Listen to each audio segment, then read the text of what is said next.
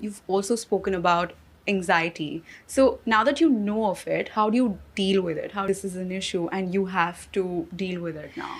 It actually took me a couple of years and took us a couple of years to realize that, I was getting a lot of physical pain and a lot of physical manifestation of anxiety, and neither me nor my ones really knew what was wrong. So whenever we would like go and get some kind of test done and everything would come out normal, and I would be told that it's anxiety. To begin with, I refused to believe it because I'd be like, but I don't have any reason to be anxious. And to accept the fact that, it's okay to be anxious, it's okay to have anxiety, and then to work on it was a process. What really helped me was altering my diet as well, eating right, getting right the right amount of sleep, removing time for myself as much as I can, and really introspecting, reflecting, and a lot of self love also goes into it. So those kind of things have been helping me a lot. बहुत सारे लोगों ने panic attack के बारे में सुना होगा। Panic attack एक ऐसी समस्या है जो कभी भी हो सकता है, किसी को भी हो सकता है और किसी वक्त भी हो सकता है। पैनिक अटैक हमें नींद के दौरान भी आ सकता है।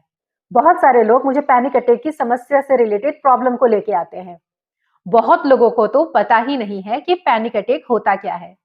जब हम बहुत ज्यादा स्ट्रेस लेते हैं या फिर मन में कोई बात को लेके बैठ जाते हैं जिसके ऊपर हमें बहुत एंजाइटी होती है, तो ऐसे लोगों के अंदर पैनिक अटैक आने के चांसेस बढ़ जाते हैं।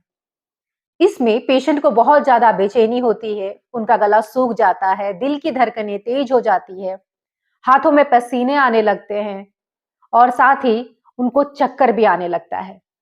बहुत लोगों को तो पैनिक अटैक नींद के दौरान भी आता है। इसमें पेशेंट को ये लगता है कि शायद मुझे हार्ट अटैक आने वाला है, क्योंकि सारे सिम्टम्स हार्ट अटैक से रिलेटेड होते हैं, सिमिलर होते हैं, इसीलिए लोग कंफ्यूज हो जाते हैं कि क्या उन्हें हार्ट अटैक की प्रॉब्लम है। इसीलिए पेशेंट बार-बार लगातार अपना टेस्ट करवाते रहते हैं।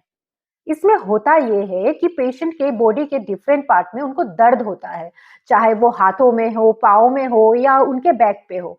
उन्हें बहुत सीवियर पेन होता है, लेकिन रिपोर्ट और अपना टेस्ट करवाने के बाद भी रिपोर्ट नॉर्मल आती है, जिसकी वजह से पेशेंट को डाउट होता है और उनको सैटिस्फैक्शन नहीं मिलता कि प्रॉब्लम तो है, रिपोर्ट में क्यों नहीं आ रही है, जिसकी वजह से उनकी एंजाइटी और बढ़ जाती है और पैनिक अटैक आने लगते हैं। इसी वजह से बहुत सारे पेशेंट अपने डॉक्टर चेंज करते रहते हैं क्योंकि उनको सैटिस्फैक्शन नहीं मिलता। उन्हें लगता है कि डॉक्टर उन्हें ठीक से नहीं देख रहे।